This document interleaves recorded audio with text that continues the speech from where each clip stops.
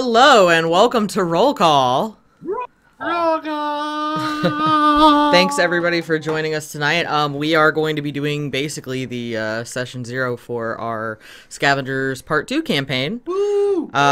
Joining me tonight, just a quick cast overview. When I call your name, raise your hand, make a funny face. First off, we have Zeak's way. Hi. He follows instructions very well. Next off, we have Kudaboof. Howdy. After that, we have Backyard Insanity. The blank D2 screen is a representation of a player that's not here tonight. His name is Tragic Backstory. I am tragic. He's taking the call of the roll. He's taking the call of the role, and I am Cymark. I'll be your DM for this campaign. So, yeah, we're just gonna kind of hop into it a little bit. This was some things that, you know, chat had kind of helped implement some ideas into this special mini-series, so I'm excited to see those ideas that play out. Oh, no. But first we're going to talk about our players and who they are and what they do. So I am going to pull you guys up here one by one. Did we want to do a recap of last week, this week, and next week? Yeah, you can go on ahead and do that while I'm getting this started. Alright, last week, guess what we did? Hot. No, I don't know. We played a special one-shot! You played a very different game than I did, Zeke. Very special one-shot where we had guest players during awesome. Sam's constructive criticism one-shot, where we had a lot of fun and she put a lot of work into making a bunch of homebrew monsters. You can catch that on YouTube with our two special guests. We had Angvar and Small Bacon, and it was a great pleasure having them on. We can hope that we can get them in the next one. That went on YouTube on that Monday, which brings us to today, which means this video will go up on YouTube on Monday, and then next week. Next week is also a very big day. Next week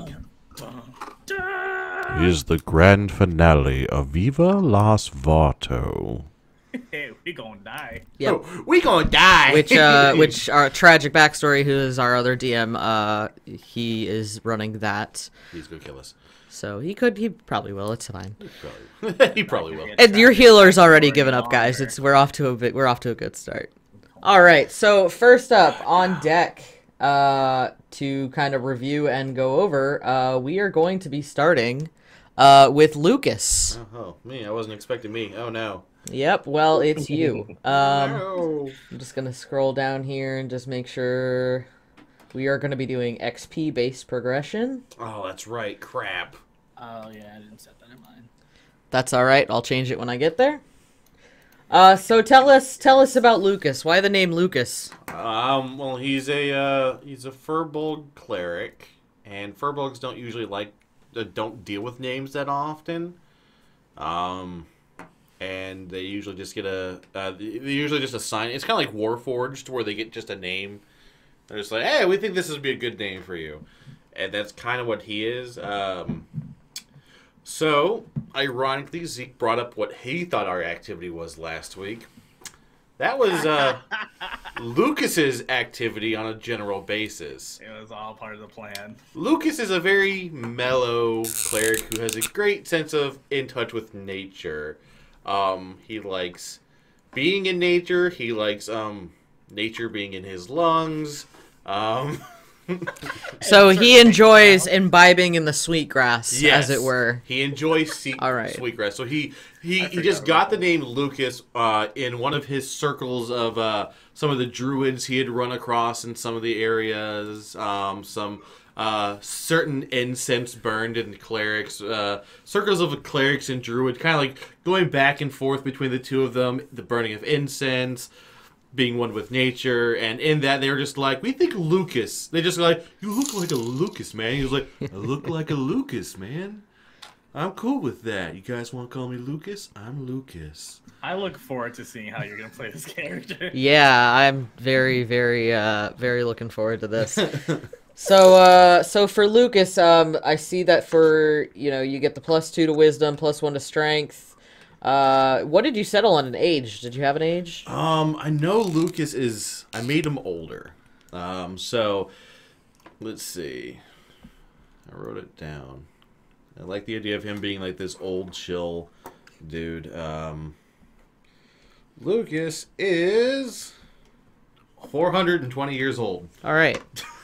420 years old. Dude, after that length of time just doing that sweetgrass, there has to be damage. Yeah, so I'm gonna say damage. so I'm gonna say that it's not necessarily long-term memory that's the problem, but you've got some short-term memory issues. Because I mean, I wouldn't 400 say that, years of smoking the sweetgrass will do that to you. I didn't say he smoked it for 400 years, but... I mean, that's kind of what you implied. I mean, I wouldn't say that Tommy Chong is an inspiration for I'm not saying that I'm going to but- give you disadvantage on history. What I'm saying is I think it would be a cool character element. That he would forget something that just... Yeah, I mean, it was probably what was going to happen in the first place. So, Oh, I'm sorry. No, he's not 420 years old. They only live to be about 500. He weighs 420 pounds. He's 200. Sorry, that's my bad. I missed it. That is your bad. I actually kind of liked the fact that he was 400. He's 420 years now. Calling it on the fly. He's All right, 420 years. 420 years old. And he's 420 pounds. That makes sense. He's 7'7". 7'7". All right. And what is your alignment?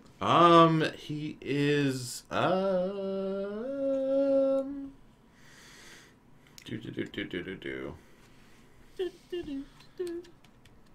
He is neutral good. Neutral good. All right. Okay, so your size is technically medium. Your base walking speed is 300 feet. 300 no, feet? 300. Hell yeah. I'm sorry, 30 feet. Fast as Not fuck. 300. Wait a minute.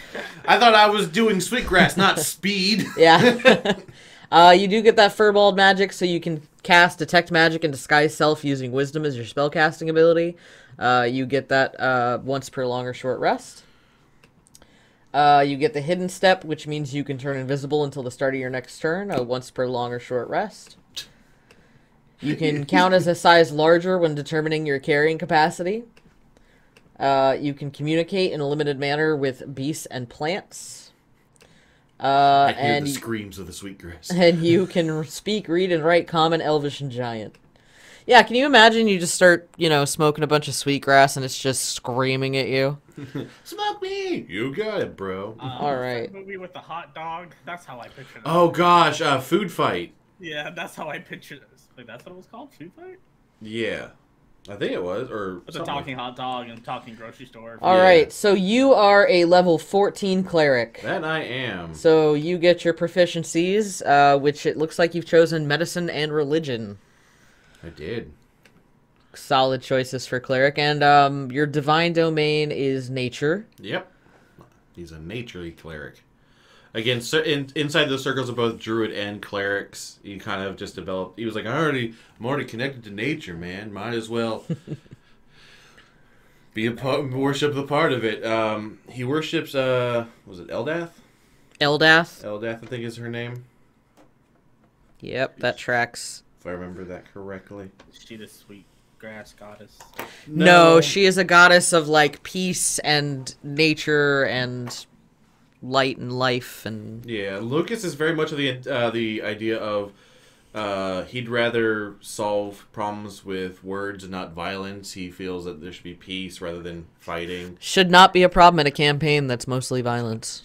This is gonna be so much fun with my character versus your character then. So you get the Acolyte of Nature, so you could learn one druid cantrip, and you gained a proficiency, so you took nature as the proficiency, which was smart. And you chose guidance, which is a solid cantrip.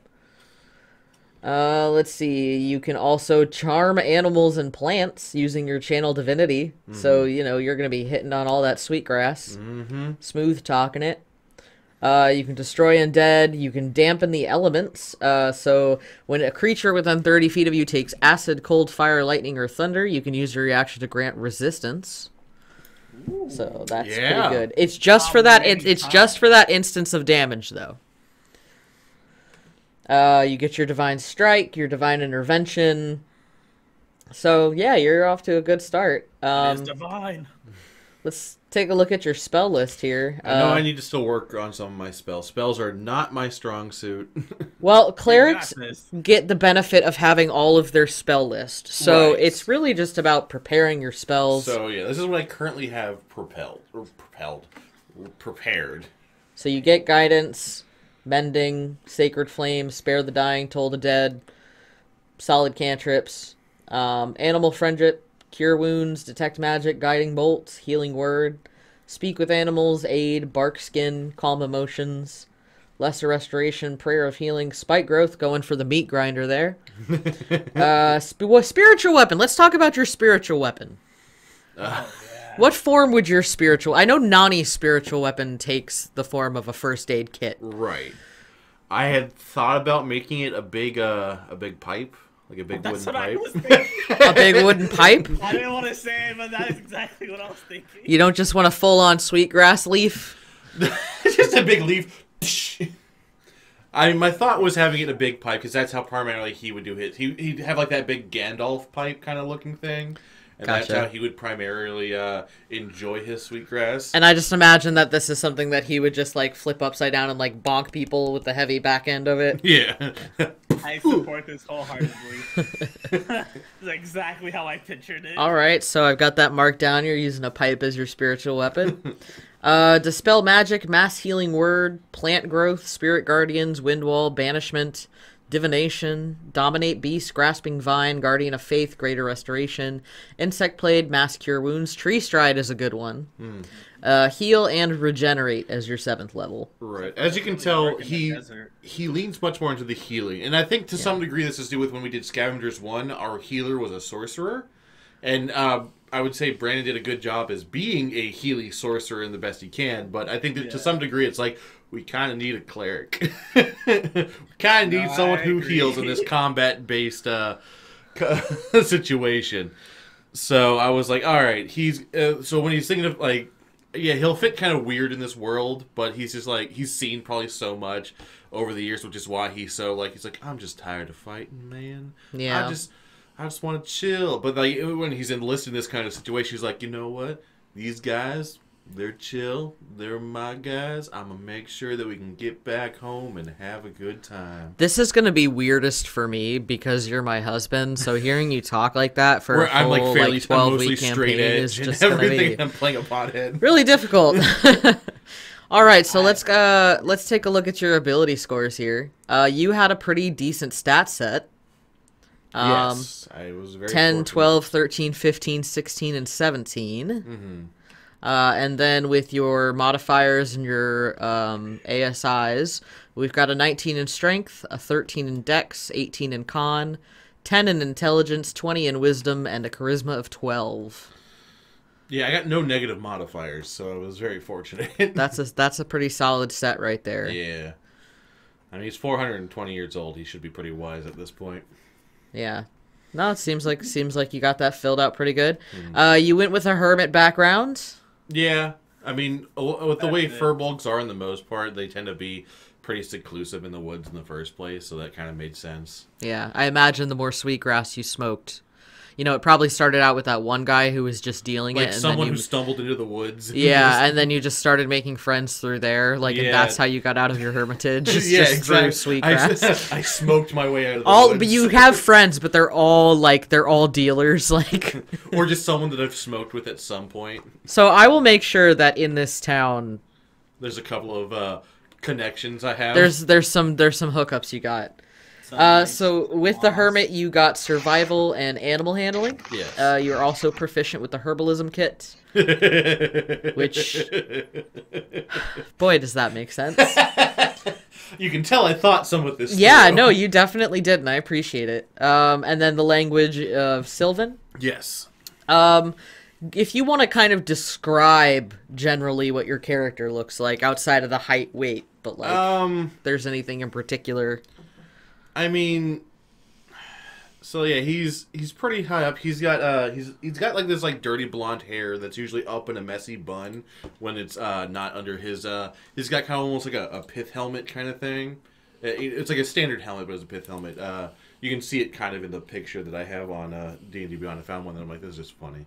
You know, his eyes are half closed. He's got like that almost like that Amish chin beard kind of thing. If you've got the picture, I'll let you share it once we're done looking at your character. I'd have to find it again. But his eyes are like a golden yellow, but I mean, his eyes are usually a little red around that. They're usually half closed.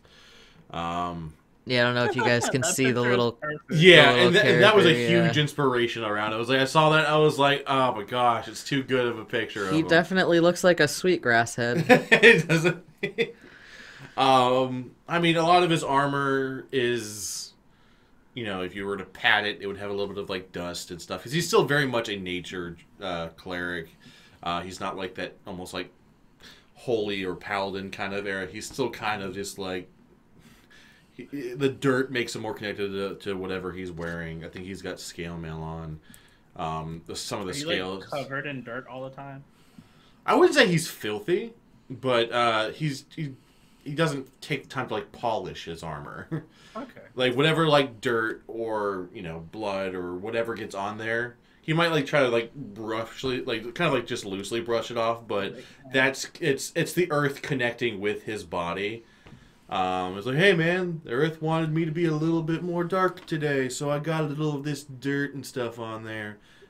The earth wants it. It wants to be part of me, and I like being a part of it, man. I'm gonna have so much fun with your character. He's like a mixture of like Tommy Chong, Crush from Finding Nemo. Yes. And a little bit of Shaggy in there. Oh my god. Like he's always gonna be hungry. Because he's a big, broad boy. Like he's 7'7", so he's kind of like in that higher mid-range of fur bulk. So he's a big guy, but he's kind of stocky as well. You know, he's just a brick wall. Yeah, he's a big dude. He's a big old dude. But I mean, yeah. So he's definitely partaking a bit in the sweetgrass munchies. Got it. The sweetgrass snackings. The sweet snackies. The sweet snackies. So let's take a look at your equipment. You've got crossbow and bolts. You've got mace and scale mail and a shield. You've also got backpack, bedroll, blanket, common clothes, the herbalism kit, your holy symbol. What is your holy symbol? Is it going to be the symbol of Eldath? Or, I think it is. Which I believe is a waterfall going into a pool. If I remember correctly. I believe you are correct. I've done a little bit of Eldath digging in the past. It's essentially that. Sometimes seen with leaves around the base of it and stuff. It's essentially a waterfall. It was either that or it would be a sweetgrass leaf. Sweetgrass leaf. Or it would be like a sweetgrass leaf with the waterfall. With the waterfall on the front of it. Okay. Yeah, I mean, with some of his background, he's like he gets lost in his own thoughts and he becomes oblivious to his surroundings. He zones out a lot. He's usually serene even in the face of disaster. So things are going around. He's just like, man, this is crazy. Yeah. You've also got mess kit, rations, a hemp rope, tinderbox, torch, and a water skin. Anything special about your mace or your scale mail? I was going to ask. This is partially inspired by Native American culture where they had their tomahawks that were also pipes. I was going to see if maybe part of the mace could makeshift as well as he would probably have multiple pipes so that he could share with anybody, but if there was a way that his mace of some sort could also work as a pipe. Because Native Americans would have like the tomahawks that have the pipe involved in it as well. I will consider it. Okay. I will. It doesn't have to have any effect or anything. But... No, I'm aware. I'll put a note down on that. Okay.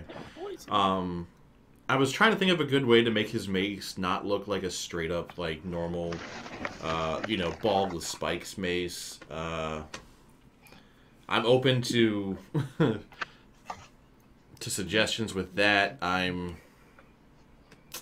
don't know. I've been trying to think of something good for that. Well, you can keep having a think on it. Okay. So let's just take a quick look at him real quick. We'll hit the high notes. Got an HP of 129. Armor class 17 base. Got a +1 on your initiative. Let's see. What's your highest skill modifier? Okay, so you've got animal handling, medicine, and survival all at +10. You've got a +9 to hit with your mace with 1d6 +4 damage, and then your spells are +10, and I believe your saves are +18. Yep. Wish I could get that AC a little bit higher, but you know, that's just me being the combat preparedness. I'm the mid-maxer person. I'm same with the AC basically. Yeah. It could be that we just went from playing that one shot at level 20s where my AC was 23. Well, yes, high level drop that high level barbarians. No! Yeah. Okay, so that is Lucas, which that's great to see. I am looking forward to interacting with your character. That should be a lot of fun, and I am also looking forward to see how that plays out. Did I mess up? No, I don't think you did. I think you did. So next up, we are going to be taking a look at who's next on the list. Ark. Yay. You are next on the list. Yay. So go on ahead and tell me a little bit about Ark. Ark is a Warforged cleric. Not cleric, artificer. I was like, we got 2? Nope. 2 clerics, that means I can just destroy you guys, right? Like, no, you know, words are hard sometimes. I do have kind of a inkling of, I don't know if you could see that. Oh, a picture. Yeah, there. You want to... Wait, do it again after the screen share, because his screen is really small in the corner. No. You sent it to me, right? I believe. think I did. If you send it to me, I'll put it on the share screen. I was like squinting so hard. It's like, You're not allowed to see what the character looks like. Never. So yeah, you are a Warforged. Yes, I am. Let's see, ability score increase. You get a con +2 and then a +1 to wisdom. It looks like you've chosen. That's a good con. As far as age, what kind of age were you thinking about? So I was thinking about 25. Okay. Because it was like the typical was like 2 to 30, so I wanted to be closer towards the end of 30, but at the same time, like it's not known if like they're older, but yeah, so it was closer to the end, pretty much. Okay. I just hit my mic with the freaking marker. Which, all right. Same as Tristin, apparently. We're just older guys. Just a bunch of old crotchety men, huh? All right. All right, let's see. Your alignment. What kind of alignment were you looking for? I was honestly leaning towards neutral. Neutral? All right. Yeah. And what about, like, your height and weight? I was thinking about, like, 5'10" for height. Okay. And then weight was probably about 3. Like 300. 300? Okay. He weighs 3 I was pounds. like, 3, man, you are light. You are one light robot. Strong wind blows and you just see... Are you made of aluminum? Yes. Right. Your can in the previous life. Right. All right. Your base walking speed is 30 feet. You have constructed resilience, so you have advantage on saving throws against poison and resistance to poison damage. You don't need to eat, drink, or breathe. I always like to caveat things like this. You don't need to eat, drink, or breathe. If you would like to have your character have the ability to consume food and then have like a disposal mechanism, I am fine with allowing that. Just a trapdoor in the back. You are immune to disease. Yay. You don't need to sleep, and magic cannot put you to sleep. However, you do have Sentry's Rest, so when you take a long rest, you have to spend at least 6 hours in an inactive, motionless state. In this state, you appear inert, but it does not render you unconscious, and you can see and hear as normal. Okay. You get integrated protection, so you get a +1 to armor class. You can don only armor with which you have proficiency. To don armor other than a shield, you must incorporate it into your body over the course of an hour. And while you live, the armor is incorporated into your body and can't be removed against your will. Nice. For specialized design, you chose Sleight of Hand and Alchemist Supplies, which is obviously good. With that Sleight of Hand, you'll need it for tinkering and stuff. And languages, you've got Undercommon. That's a good idea. Is there a particular reason why you chose Undercommon?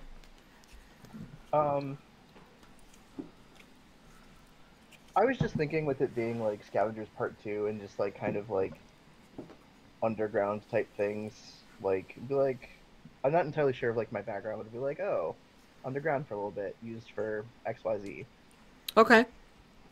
Alright. No worries. So let's take a look at what you've got here. Let me set your level. Everybody's level 14, by the way. That's where we're starting. 20? No, you not say yet. that, she'll make all the combat even harder. So you get proficiencies. You've chosen Arcana, Investigation, and Smith's Tools, which is good. You get your magical tinkering, so you can make tiny, cute objects that, you know, have some little innate effects. You can do your infusions, which it looks like you have not picked yet.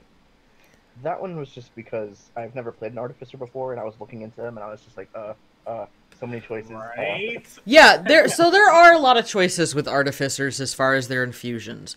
And here's what you kind of need to know. Depending on your Artificer level, you get to have a certain amount of infusions active at any one time. So even though it gives you 1, 2, 3, 4, 5, 6, 7, 8, 9, 10, or 11, you can only have like 4 or 5 of them up at once. And you would have to switch them out and deactivate some and reactivate others. So they're not all going to be up at the same time. The good thing about infusions is, and I don't know if this actually counts at your higher level yet. Let me see when that kicks in. Because I believe at a certain level, your infusions start improving your...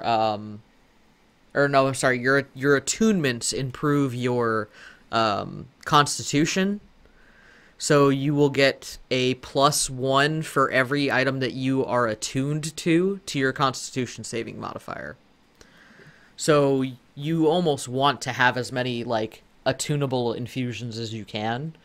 With most infusions, they're usually either modifications to weapon, armor, or their magic items. So if you want, we can sit down, you know, and kind of talk about what kind of infusions you would be looking for.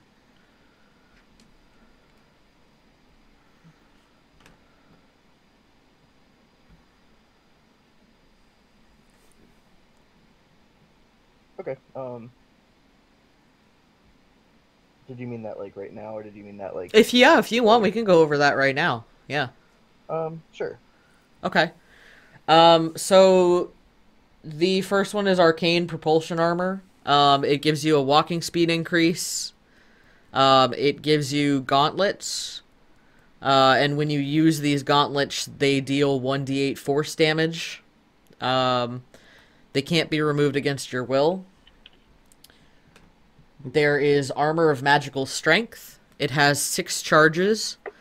And when you make a strength check or a saving throw, you can expend a charge to add the bonus to the roll equal to your intelligence modifier. As a reaction, when you would be knocked prone, you can expend a charge to not be knocked prone. And the charges regain 1d6 at dawn.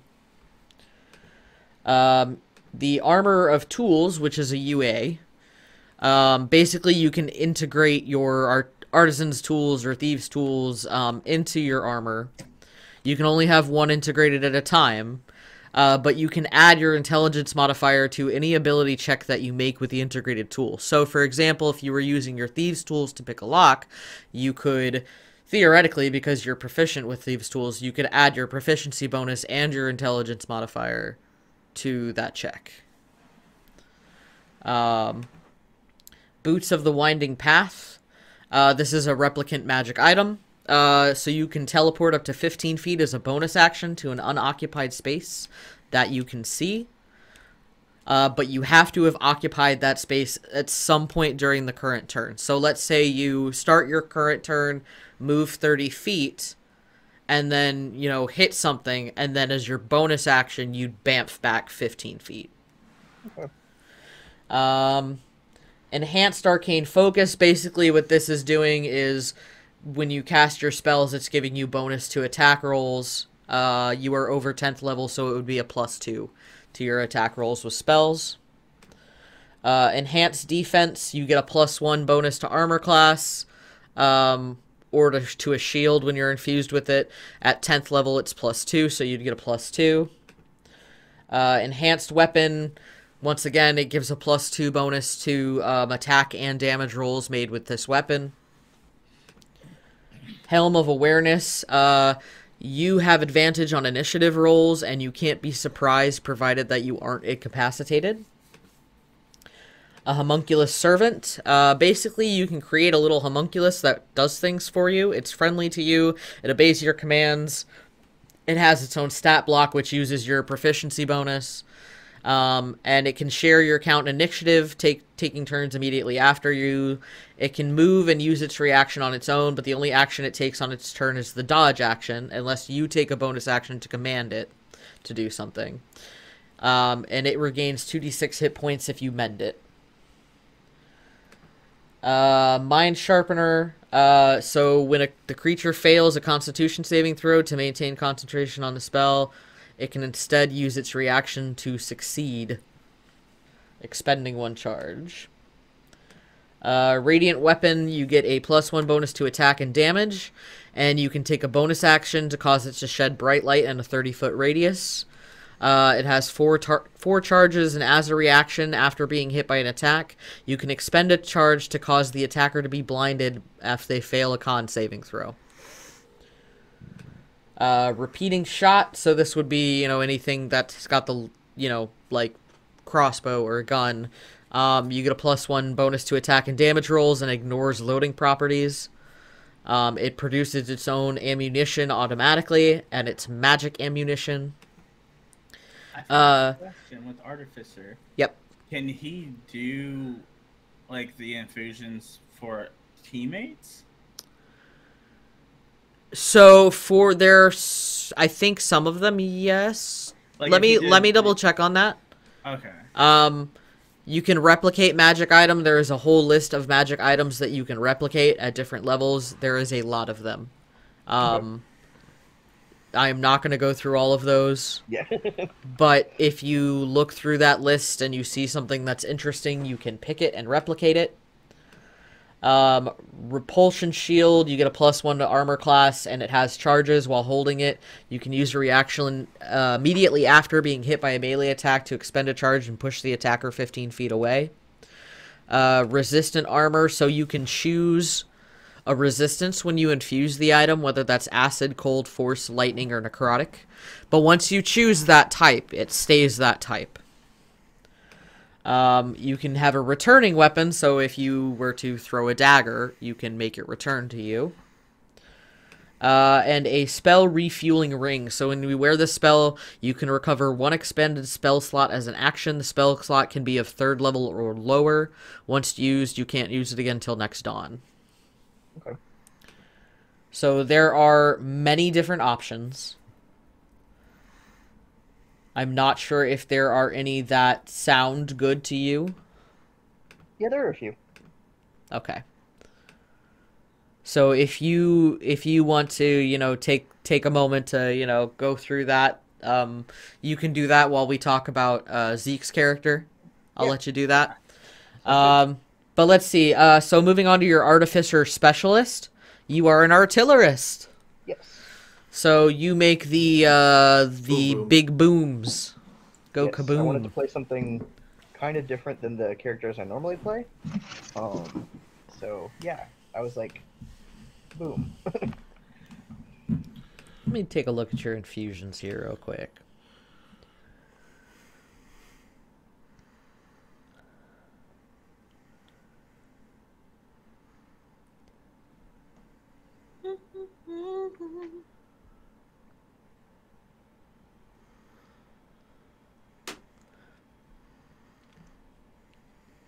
Yeah, I don't think you have to have it on you. But keep in mind that if you create an infusion and give it to somebody, if you create another one, because you can only have so many infusions up at a time, you would have to choose which infusion you're keeping. Let's see, you get tool proficiency, so you get proficiency with woodcarver's tools. You get that eldritch cannon, that sweet, sweet eldritch cannon, which is just amazing. Arcane firearm, so you can basically turn a wand into a firearm for your destructive spells, which is pretty cool. And when you cast an Artificer spell through the firearm, you roll a d8 and you gain a bonus to one of the spell's damage rolls equal to the number rolled.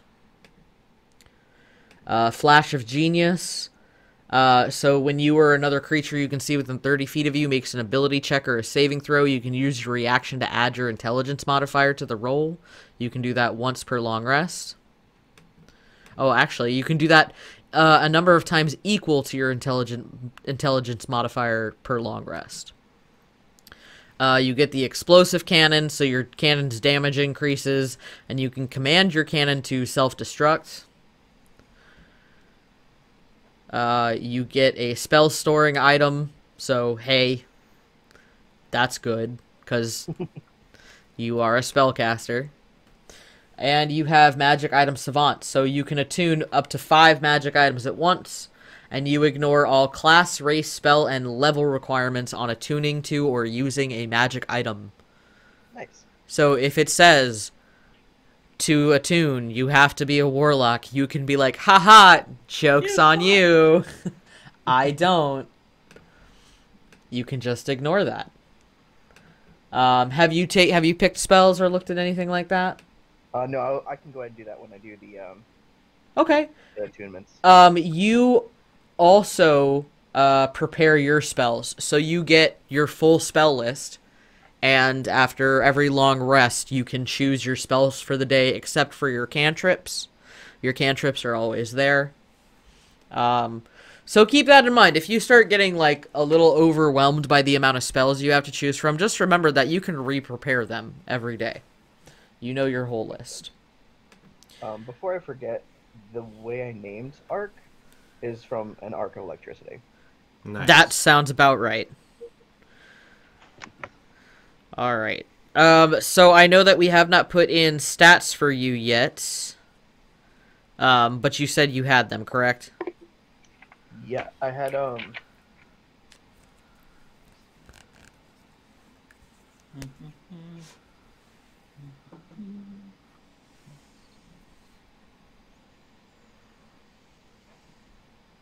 Oh, I had put them in on my side. Is there? I can send you.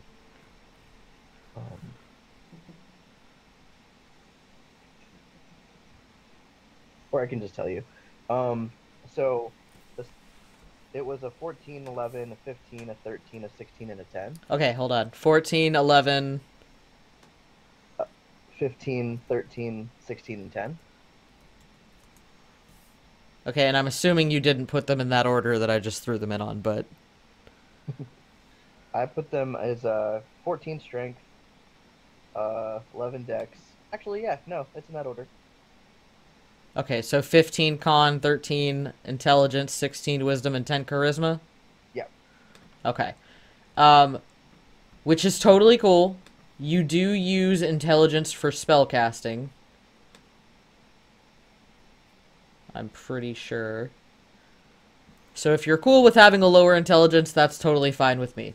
You don't have to make your character, like, super great at it. That's fair, because I was either going to do about the same as, like, intelligence and strength. Like, they're pretty equal, like, one's just less. So I can always change my strength and intelligence around. Okay. So yeah, once you get those in and, you know, start with, you know, whatever your ability scores are, that'll change that up. Yep. Yeah, there it is. So you've got a 14 in strength, 11 in dex, 17 in con, 13 in intelligence, 17 in wisdom, and 10 in charisma. Oh. All right, and then as far as background, is there anything that you were thinking about?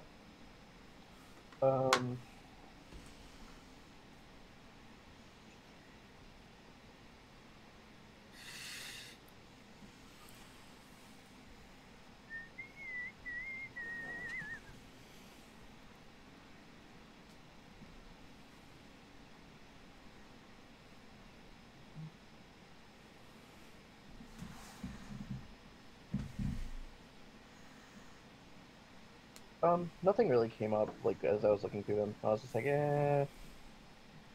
I mean, the background itself, you know, can kind of be whatever you want it to be. Just know that, you know, the background options give you, like, added proficiencies or tools or languages, so Yeah. it probably couldn't hurt to see if there's, like, one that you like, you know, even if you chose Hermit, but, like, you aren't, like, a Hermit, that's fine. So I'll let you go on ahead and do that. I know that you had sent a picture that I'll go on ahead and I'll pull up once we finish up with your character. But let's go on ahead. I guess I'll go with Far Traveler. With Far Traveler? Okay. Yeah. And then with the Far Traveler, you get the Insight and Perception. You also get a musical instrument or a gaming set. And a language. I'd probably do dice set for the gaming thing. Okay. And then I'm unsure for language. That's fine. We can always add the language later. No big deal. Yeah. It just depends on, like, what kind of setting, I guess. It's still the same world, so... Well, I know, but, like, things could have changed in the time being. Well, whatever language you want to pick, that's the language you can pick. For your equipment, you get any 2 simple weapons, so a dagger, club, great club, hand axe, javelin, light hammer, mace, quarterstaff, sickle, spear, light crossbow, dart, short bow, sling, boomerang, or yikwa. Yikwa! You get 2 of those. I was thinking dagger and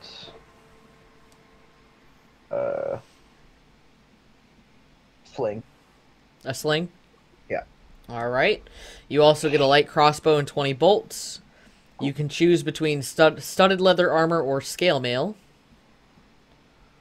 Let's go with leather. Okay. You get Thieves' Tools in the Dungeoneer's Pack. From your Far Traveler, you get a set of Traveler's Clothes, 1 musical instrument, or a gaming set you're proficient with. So did you want to grab that dice set as your equipment? Yeah. Okay. Then you also get maps from your homeland, a small piece of jewelry, and a pouch containing 5 gold. Nice. Got that money. And then you notice up here where it says attuned magic items, most people can only attune to 3. At level 20, artificers can attune to 6. Okay. So if you infuse 5 magic items that are attunable, and you attune them, you're gonna get that +5 to your con saving throw.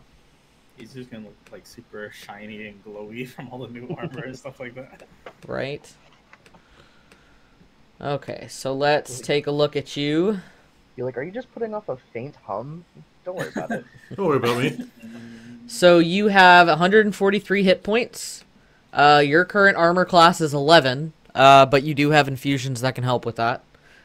Studded leather is not a super heavy armor. You have a passive perception and insight of 20. You've got an insight and perception of 10. You get a +7 to hit with your dagger, a +5 to hit with your crossbow and sling. A +6 on your attack rolls with your spells, and a... Let me see what your spell save is 14. And where you can do your infusions, just so you know, is if you go into inventory, and if you scroll underneath all that stuff, it'll show you like you're managing your infusions list. So once you add those infusions on your when you edit your character, they'll all show up here, and you'll be able to like, so the arcane propulsion armor's on there, so you can click it, right? It'll say item to be infused, no item chosen. You can choose an item, so you can choose to infuse your studded leather and create the infusion, right? So now you have that. So once you get that studded leather arm, see, it jumped your AC up to 13. Okay. So that's how you do your infusions. I will remove that infusion right now. And actually, let me put it back on so I can show you what happens when you attune. You currently have a +10 to your con save. So you create the infusion, right? Where do you attune to it?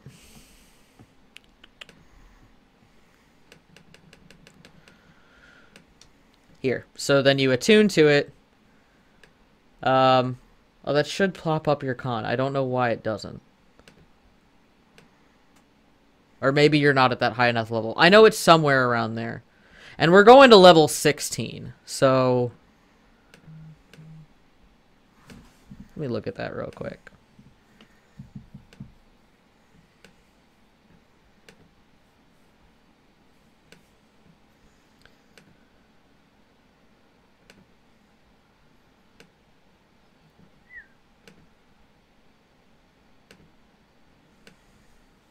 Okay, so it is level 20. At level 20, you get that +1. For some reason, I was thinking it was like 15. But if you ever want to play a level 20 Artificer, that's a real good reason to. And then once you pick your spells, they'll all be here. So let me go ahead. I will throw up that picture of you real quick. Sounds good. I'm good. You good? I'm good. You okay? No, but yes, but don't mind me.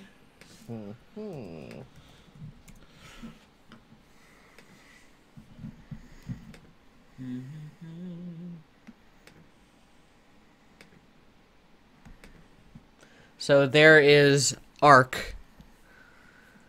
Ooh, I like that. Right? With those little balls of electricity. So how much light are we emulating here?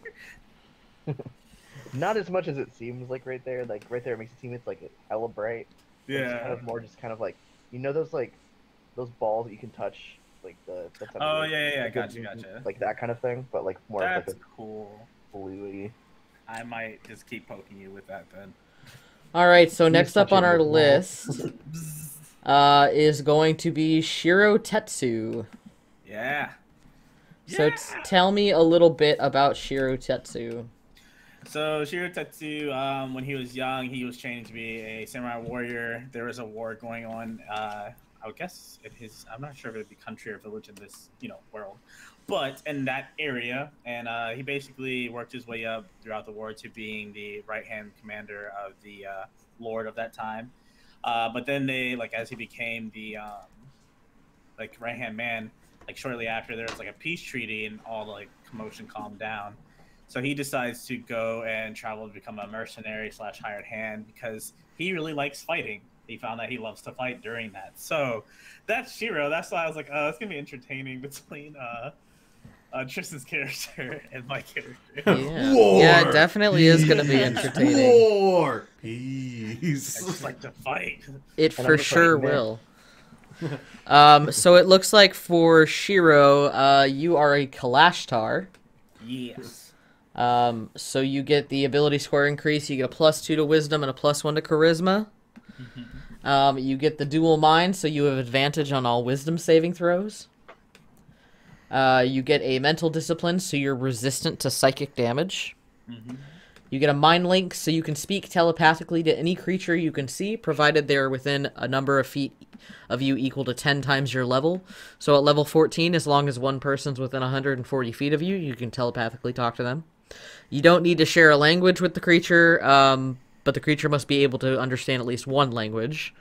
When you're using that, you can use your action to give that creature the ability to speak telepathically with you for an hour or until you end the effect as an action. So that is something to clarify. You would have to take a full action to end the effect. Yeah. You can give this ability to only one creature at a time. Giving it to a creature takes away from another creature who has it. You're severed from dreams, so you sleep, but you don't connect to the plane of dreams as other creatures do. Instead, your mind draws from the memories of your otherworldly spirits. As such, you are immune to spells and other magical effects that require you to dream, like dream, but not to spells and other magical effects that put you to sleep. So if somebody casts sleep on you and they succeed on it, you still fall asleep, but they can't cast dream and make you dream.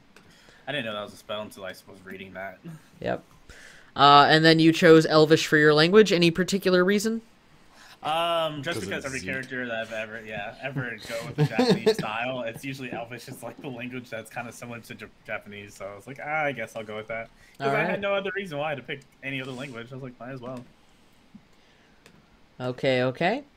And you are a fighter. You've got proficiencies. You chose athletics and acrobatics. Yes. Which makes sense. You get your second wind, your action surge. Your fighting style, you chose dueling, so when you're wielding a melee weapon in one hand and no other weapons, you gain a +2 bonus to damage rolls. And your martial archetype is a samurai. This is very nice. Which gives you a bonus for proficiency, which you chose insight. You get fighting spirit, so as a bonus action, you can give yourself advantage on a weapon attack rolls until the end of your current turn. So, smart thing to do is bonus action first, fighting spirit. That means that all weapon attacks until the end of your turn have advantage. And you also gain 5 temporary hit points, increasing to 10 at level 10. So that would be 10 currently, and 15 at 15th level. And you can use that 3 times per long rest. This is not bad at all. You get multiple extra attacks because you're a fighter. You get the Elegant Courtier. So whenever you make a Charisma Persuasion check, you gain a bonus check equal to your Wisdom modifier. And you gain proficiency in Wisdom saving throws. You have Indomitable. So you can re-roll a saving throw that you fail. If you do so, you must use the new roll. And you can do that once per long rest. Actually, at your level, you can do that twice per long rest. Tireless Spirits. When you roll initiative and have no uses of Fighting Spirit remaining, you regain 1 use.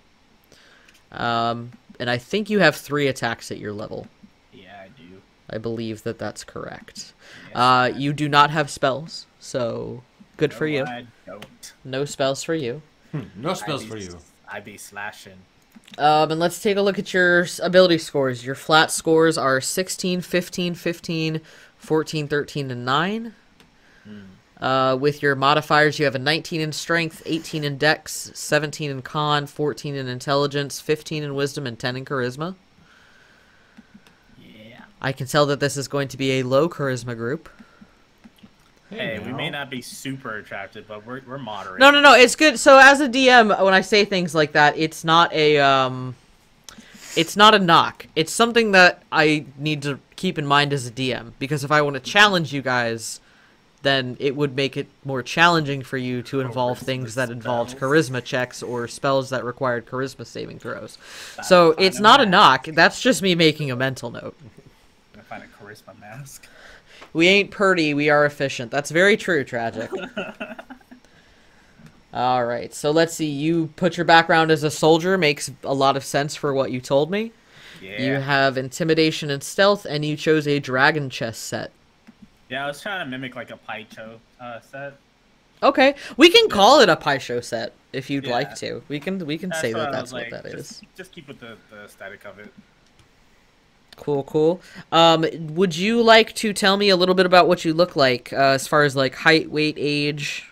Yes. All right. Let me open that. I just had it. There you go. So I am 6'2". I'm 32 years old, so I've had like a little experience in like the war, and then I'm still on the younger side. I weigh about 168 pounds because of the height, you know. I kind of, similar to the picture of Clash Star, how it's kind of a white hair, but I was going with like a whitish blue tint hair, like so a very whitish blue kind of color. How very anime of you. Hey, look, man, I do most of my characters with white hair about now these days. That's true, actually. Now that you mention it, that is a common thing. My skin tone is kind of like a peachy orangish tan, just because I'm outside fighting or training a lot. I was going with a kind of hazel greenish eyes. Okay. I see two people. That's my look. I do have a picture of an idea of how I was going with. I tried to do one in Hero Forge. I had that picture too, but you'll see the difference. Okay, and what about alignment? Oh, I am chaotic neutral, just because I do like to fight, but I'm not a bad guy. I just like to fight. I am a bad guy. I'm not a bad guy. I don't have to kill you. I just like to bad fight. Guy. I'm not a bad all right, guy. all right. So looking at your equipment, you've got crossbow with bolts, a great sword, leather, a long sword, and a short sword. Just remember that your great sword will not get the +2 because it's a two-handed weapon. Yeah. And for the long sword, you'll get the +2, but only if you're using it with one hand, and that'll be 1d8. Yeah. Because it's a versatile weapon, you can switch between one or two hands. And the short sword is a one-handed. So just something to keep in mind when you're using your weapons. I will be asking you to specify. Yeah, and I was going with the basic samurai set when it came to those weapons, because like those are actually there's a name for it in Japan, but, you know. With the three sets, yeah. Yeah, it's like katana, the wakizashi, and nodachi, I think. Okay. Yeah. You've got a backpack, bedroll, common clothes, mess kit, playing card set, rations, more hemp rope. Y'all are really gonna be tearing through that hemp rope. Yeah. Tinderbox torch and a water skin. Mm-hmm. So let's take a look at them. Let's see what you got. Okay. You've got 130 hit points with an AC of 15. Which I will probably be trying at some point to get a better leather or something. So I was trying to keep the aesthetic of the look in the picture, but at the same time I was like, I want it better AC. Gotcha. Yeah, as a frontline fighter, you might need a better AC. Yeah, but so I was like, we can talk about that. That's all right. You get a +4 to your initiative, advantage on wisdom saves, which actually your strength, con, and your wisdom are good because you get that proficiency with wisdom as well. Yeah. Let's see. Your highest, you've got stealth, athletics, and acrobatics at +9.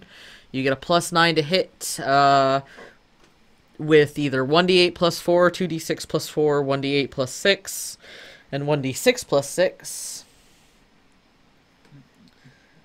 And yeah. So if you've got, do you have a picture that you want to pull up and screen share? So I'll show you the Hero Forge one that I attempted to make, but Hero Forge only has, so many options. Exactly. So it's a lot of options that they add to greatly. We at Roll enjoy. Yeah, this was my attempt of making him at Hero Forge. I was like, with the hat and everything. So I was like, this is close, but the picture that I found on Pinterest, I really liked more so, was this one. Okay. So that's what I was talking about, like the simple leather, because I like the simple style, like Samurai Champloo? Yeah, that show. I like the simplistic style, but I was like, nah, I also need AC. But that's the style I was kind of going with. Okay. All right. Good to know. Good to know. So I'm going to be moving on to Brandon's character, and he is not here. But we can kind of take a look and see what he's got. I know that he... Fun of his character. Yeah, we definitely can. I know that he is very... Oh, he was already in XP. Good. So his character's name is Jalen. And he is an Aarakocran. So he gets flight. He's got a flying speed of 50 feet. But not while he's wearing medium or heavy armor. And he has talons, so he's got natural weapons that do damage. And he gets a +2 to Dex and a +1 to Wisdom. He is a multi-class. He's our only multi-class. He took 6 levels in Ranger. So he's got proficiencies in Nature, Survival, and Perception. His favorite enemies are humanoids, elves, goblinoids. He speaks Abyssal. He also has a favorite enemy of Fae and speaks Sylvan. Oh wow, we'll have a couple of Sylvans. Yep. He's let's see. His fighting style is archery, so he gets a +2 with ranged weapons. His ranger archetype is a Gloomstalker, which is I personally love the Gloomstalker Rangers. He gets the Primeval Awareness, so he can spend his action and expend 1 Ranger spell slot to focus his awareness on the region around him. And for 1 minute per level of the spell slot, he can sense whether the following type of creatures are present within a mile or up to 6 miles if you're in favored terrain. It reveals only the creature type, but not the location or the number. But it's a good amount of creature types. He gets Dread Ambusher, so he can give himself bonus to his initiative roll equal to his wisdom modifier. And at the start of his first turn each combat, his walking speed increases by 10 feet, which lasts for the full turn. And if he takes the attack action, he can make 1 additional weapon attack as part of that action. And if it hits, they take an extra 1d8 damage of the weapon's type. He has Umbral Sight, so he has Dark Vision. Martial Versatility, so he, I guess, was looking to replace, which I'm not so sure about. I messaged him and asked him if there was anything that he wanted me to share with the class, but he's yet to respond to me, and I know he's sitting there in chat, so if you're watching this, can you please respond? He's furiously typing on his phone. he gets that extra attack, and then his second one, he took 8 levels as Rogue. So he gets the stealth proficiency, and then he gave himself expertise with stealth and perception. He gets that sweet sneak attack. Knows thieves can't. Gets cunning action. Took steady aim. His roguish archetype is an assassin, so he gets the assassinate feature. So he has advantage on attack rolls against creatures that have not taken their turn in combat yet. And in addition, when you hit any score against a creature that's surprised, it's a critical. And with him getting that Dread Ambusher tied in with this, there's kind of a low chance he's going last in combat. He gets Uncanny Dodge, took another expertise of survival and Thieves' Tools, and he gets Evasion. Let's take a look at his ranger spells, which he picked them good. So he took Cure Wounds, Hail of Thorns, Hunter's Mark, and Spike Growth. Let's see. He has a 14 in Strength, 16 Dex, 16 Con, 14 Intelligence, 17, and 14 Charisma as base stats. He has upped it to 14, 20, 16, 14, 18, and 14. There's a lot of 14s in that. And that was the base stats. He took the background Urban Bounty Hunter with proficiencies in Insight and Persuasion. He also has a playing card set and a dice set. A lot of you guys get gaming set proficiencies, so I imagine in your downtime it's going to be playing some Pie Show or playing some dice or something like that. Somebody teach me Not crabs. playing the world version of D&D. He did not put anything in for his alignment or physical characteristics. Make him evil. Incomplete character sheet. I'm going to subtract the first amount of inspiration that he gets. I'm just kidding. As for equipment, he's got arrows and a heavy crossbow, leather, and 2 short swords. He's also got backpack, bedroll, traveler's clothes, mess kits, rations, another 50 feet of hemp and rope. Whew. Tinderbox, torch, and a water skin. So if you're looking at his character, he's got 122 hit points, an armor class of 16, an initiative of +9. That's where that Assassinate and Dread Ambusher come into play. Mm-hmm. Let's see, he's got a 24 on his passive perception. And his perception... Oh, his stealth is his highest with +15. Yep. He gets a +12 to hit with the crossbow, +10 with his swords, +7 with his unarmed strike and talons. And then his save is 17. 1738. So while I'm waiting for him to, maybe he will probably never message me back during the stream, but that's just fine. We don't get to tell his story then. That's okay. So this is kind of the group right now. I got my Hero Forge if anyone wants to see it. Yeah, go on ahead and share it. All right. Share it up. Let's see. I gotta remember how to do this. Share your screen. We're gonna do this one and share. What We're gonna is see that? everybody at first. Hi everyone. Hello. What'd you do? That's, I see that. Yep. Oh, I love the little squirrel. Yeah, he's got a little squirrel. He's got some That's so perfect. leaves on the ground. He's got his pipe. He's got his more natural looking mace. His armor is like a mossy tree bark, and then he's got his shield with a... They didn't have a waterfall, so I just put a big leaf on his shield. Yeah. I like the chemicals on the side pouch. That works. Yeah, like because some of it might be Healy stuff, or like the herbalism kit and stuff, or he's got a pouch. Who knows what's in that pouch? I think we know what's in that pouch. No, of course not. But yeah, he's a big boy with his look. All right. So it looks like we've got our group so far. These are our players. We are going to take a quick 10-15 minute break, and when we get back, we are going to talk about where you guys are going to be starting. We're going to be looking at a map. I'm going to be telling you guys what's there. So we are going to take a quick break.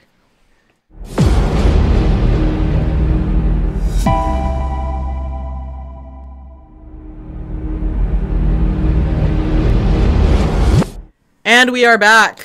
Welcome back to the show. Welcome back to our beautiful faces and our excitement. We just got to meet all of our new players, but just for some quick review, we will have Lucas, who is going to be played by Backyard Insanity. Hello, Bacon. Thanks for popping in. Hi, Bacon. Yeah.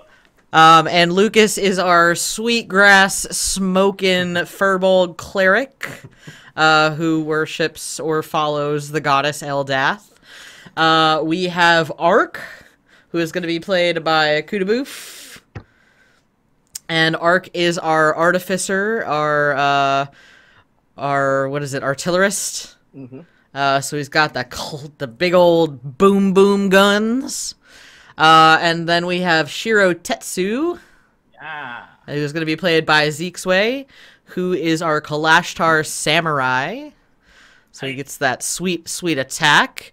And last but not least, tragic backstory could not be here, but he is with us in spirit as Jalen, who is a Ranger Rogue, Gloomstalker, assassinating...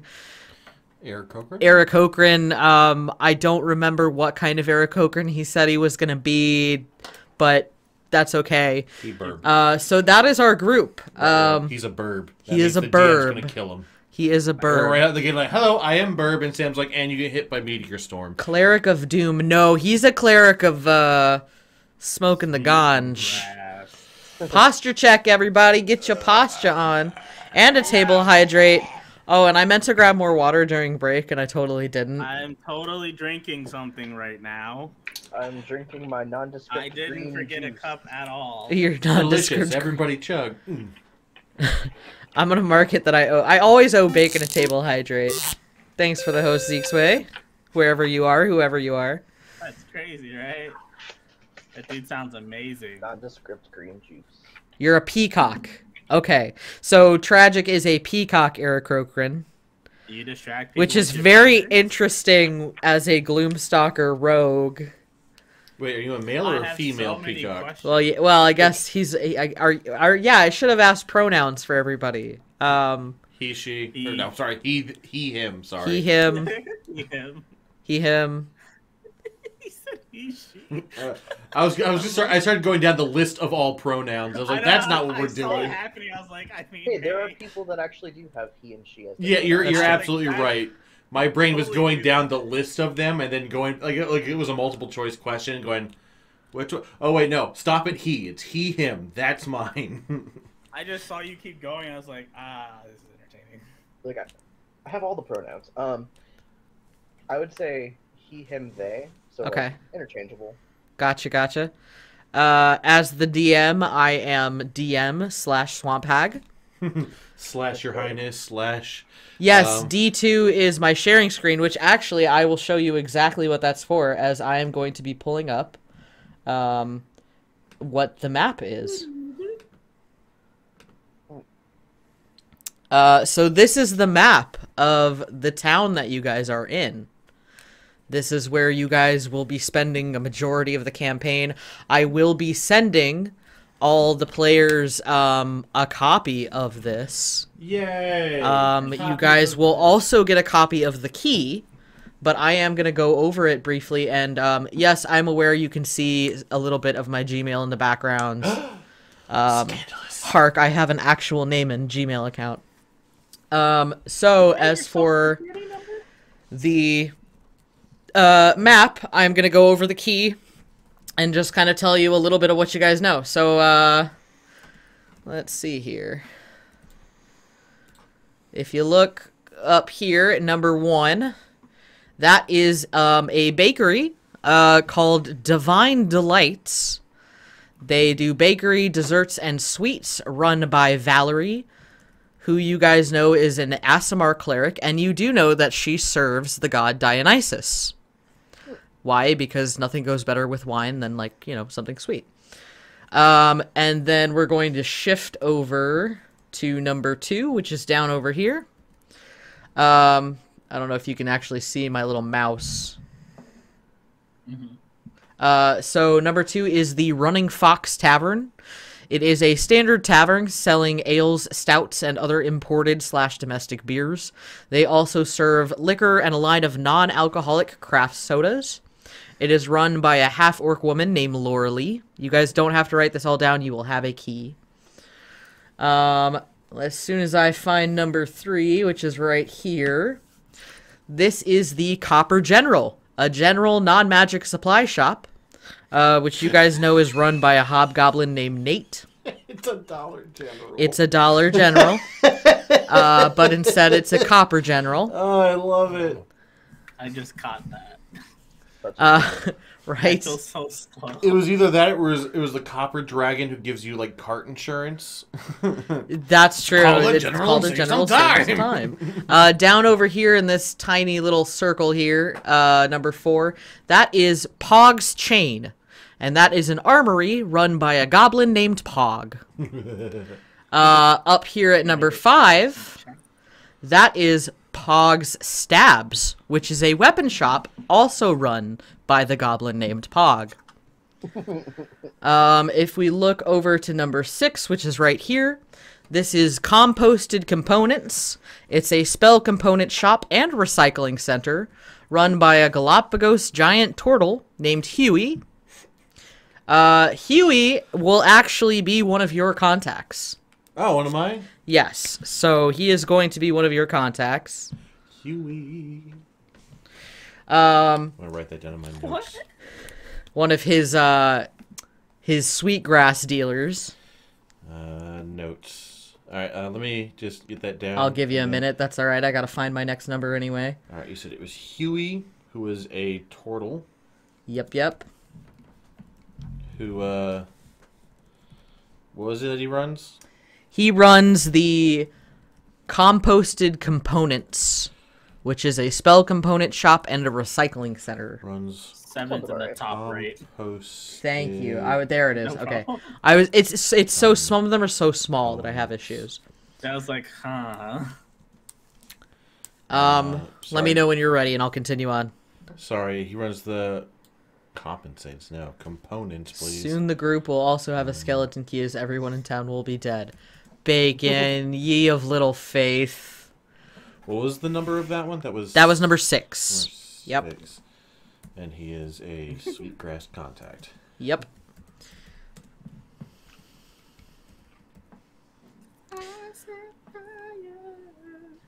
I mean, an undead group is fun too. You're not wrong. That does sound like fun. I have that written down, at least. Everybody just comes back as revives. It's fine. Like the revived race from Wildmount. Alright, so number 7 is the home and office of the Magistrate. The Magistrate is a tiefling named Mythonique, and you know that she reports directly to Blackjaw Industries. Oh, yeah, if you thought that was going away. Oh, no, no, no. No, no, no. Oh, no. Any place that there is a number 8, which is this general vicinity right here. Those are food, market, and grocery shops and stalls. If you look over here at number 9, and this is going to be like a really unique thing, but this is Pog's Hammer. This is a blacksmith shop run by none other than the Goblin Pog. And number 10, which is right above it, this is Pog's Skin, which is a leather shop. And who wants to take a guess at who runs this one? It's his brother, Dog, but Pog has the name brand. No, so it's Cop. It's Or Cop. Gop. Gop. Gop. Nope, it's still Pog. Darn. It's Pog the Goblin. All hail Pog. It's not his Poggers. brother. Pog, That's Pog, Poggers. It's a Goliath named Pog this time. I just happen to share the same name. Number 11, which is right over here, is Christina's Chrysanthemums, a floral shop run by a human named Jill and her wife, which is a drow elf named Christina. You can also find Sweetgrass there as well, so That makes sense. they are a floral shop, so I'll give you a moment for that. You're like, oh no, it's just for planting. Very pretty. All right, so that was, you said 11 Yep. is... Christina's Chrysanthemums.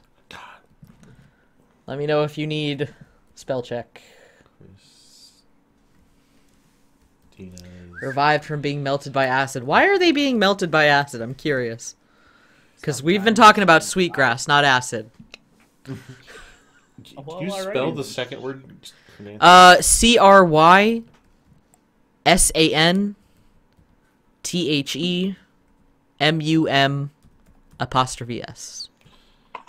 Don't forget that apostrophe. I feel like the only carts insurance you have here would be like a kobold, just like instead of like, you know, a gecko, it'd be just a kobold. Right. Let me tell you how you can save $15 gold on your cart insurance. A copper dragon could show up. A copper dragon could show up, but not in this section. Unfortunately, that was the one shot. So moving on to number 12, which is over here. This is Jimbo's Feed Store, which is run by Pog the Gop. I'm just kidding. It's run by a shifter named Jimbo. Jimbo. That's when you need a changeling who just looks like Pog to run one of the Pog stores. It's just changeling who just shifts around. Like Pog has hired him to own the store. He just hires changelings to change look like him, so that way there's a Pog in each store. Yep. I just imagine there's like tunnels under all of the pogs. He's like sprinting. In case you guys couldn't tell that there was an NPC that I wanted you to interact with, it's the dude that I gave 5 shots to. Okay. So what you're saying is we should avoid that anything with the name Pog on it whatsoever. Yep. Oh, curse those copper dragons just showing up right when you don't want them to. Hey, I 1v1 a copper dragon, okay? So down here, number 13, this is the Church of the Holy Spirit, run by Pastor Kurt, which is a human who is a multi-denominational cleric. And then number 14, down just below it, is the... by the way, I haven't even said the name of this town. This town's name is Bell's Run. So down here at 14, this is the Bell's Run Schools, which is run by Sister Kathleen, a high elf priestess of Eldath, which...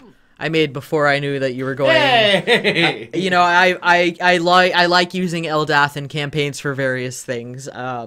So she tends to show up. At number 15, up in this bigger building here, this is the Bells Run Hospital. We're gonna be there a lot. They do have some clerics there, but there are also non-magical doctors, as well as some paladins to cure diseases and such. Number 16. There are multiple 16s. There's one here, one down here, two up here. Those are sending booths. So you insert a coin, you can cast sending. It's a they're sending booths. Oh my god, I love it. Number 17, which, let's find it. It's right over here. This is Fluffy's Fluffy Wares for the Fluffy. It is a pet and pet supply store run by a bugbear named Fluffy with an affinity for all things cute and fluffy. Brandon's probably gonna punch those fluffs too. Wait, a payphone system? Yes, it is a payphone system. I'm more concerned that genius. I had made a bugbear who's called Fluffy, and now there's Fluffy's McFluffy. So Fluffy's Fluffy Wares for the Fluffy was actually something that chat helped create. Oh, yes. Okay. Well, So that was not intentional. That's a big coincidence. It is not so back in one of the first games that I ran as a DM, I played a bugbear named Durlog who was in the circus, and they called him Fluffy. Yep. And he So hates the it's name. just a unique coincidence. It's just so funny, like, cause I wouldn't put it past you coming up with a pet store run by a bugbear and naming it all Fluffy, with my character hating Fluffy as a What name. about a fluffy-sized individual? Yes. I guess. Yes. I mean, wouldn't that be Tristin then? That's me. I am a fluffy-sized individual. Number 18, that is Bell's Run Park. It's a local park. There's, like, trees and swing sets and, like, those fun little, like, spinny round circle things that kids play on. I love those. Right? They're so much fun, and my parents would never let me play on them, and I have trauma from that. I'm so sorry. Number 19, down over here. This is the Bell's Run Industrial Complex, which you guys know is a factory run by Blackjaw Industries. Of course, Catherick Blackjaw set up these towns. Of course, he's going to have factories in them. Mm-hmm. Number 20. Oh, which is somewhere. Or Down over here. This row right here. This is Madame Lavro's. These are seamstresses and sewing shops run by a half-elf named Madame Lavro. I think it sounds familiar. Number 21 is One Perfect Night, which is a brothel run by a tabaxi named Warmth. Blackjaw, what a dreamboat. Yes, yeah. You may be asking why there is a brothel in this town. Well, you know, it's a thing. Sex work is work. You gotta release stress. Cat girls, nice, yes. There's also cat boys, as well as lizard girls and lizard boys and lizard they thems and let's see. Number 22 is this is hard when I gotta flip between two screens. Where are you? Right. Bottom right. Far right. There we go. 22. This is the Bell's Run Library, which is run by a Kenku named Pip. Number 23, which is somewhere. You're finding these faster than I am. There you go. That is Bell's Run City Hall, which is still under construction. It's always under construction. There's always something is under construction with that Black place. market. Number 24, which is over here. This is the Hunter's Lounge. And from what you guys know about the Hunter's Lounge, it is by invite and membership only. You don't know a lot about it or what it is, but you know that it's run by a hobgoblin whose name is Charlie. That's all you know. Do any of us get in? If you get invited, sure. None of us have been invited yet. I'm gonna go in the Not yet. Sneak in just to get in the pool. Moving on to number 25, which is over here on the other side. This is the Lazy River Inn. This is run by a Goliath known as Papa John.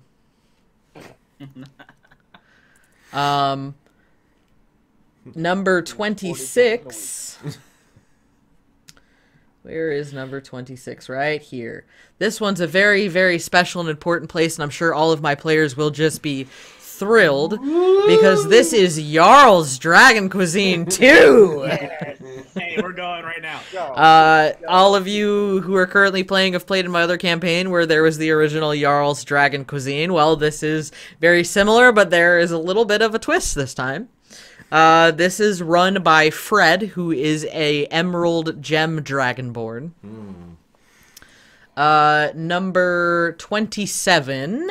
It should be noted that Sam did redo the entire I redid menu. the entire menu. By the way, all of the restaurants, the bakery, the coffee shop, they all have their own menu.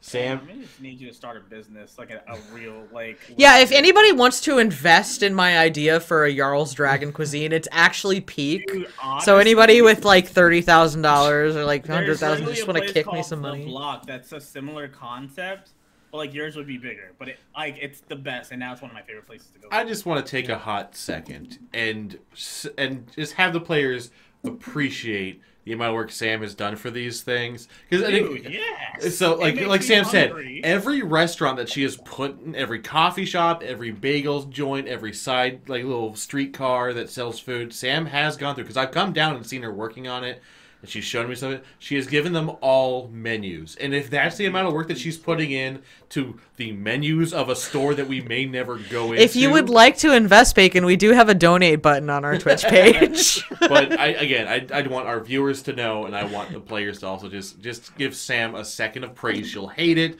but thank you, Sam, for the amount of work you put into your story. I just want to take a moment to I just want to thank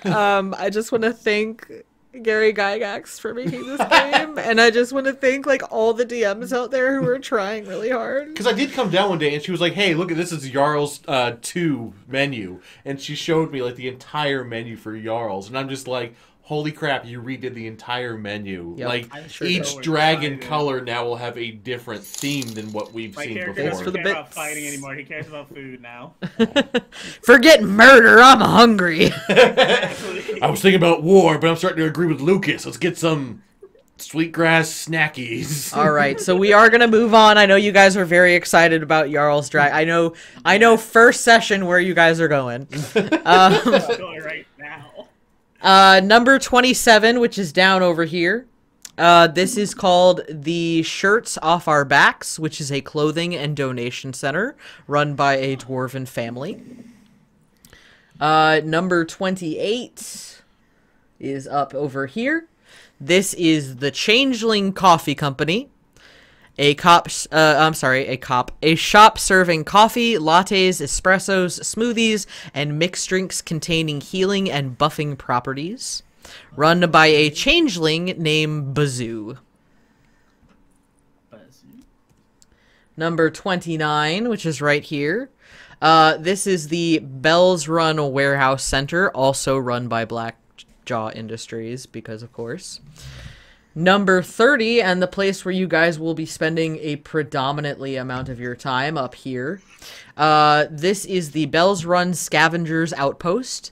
It is run by Blackjaw Industries, and it is also your home base. Number 31 over here.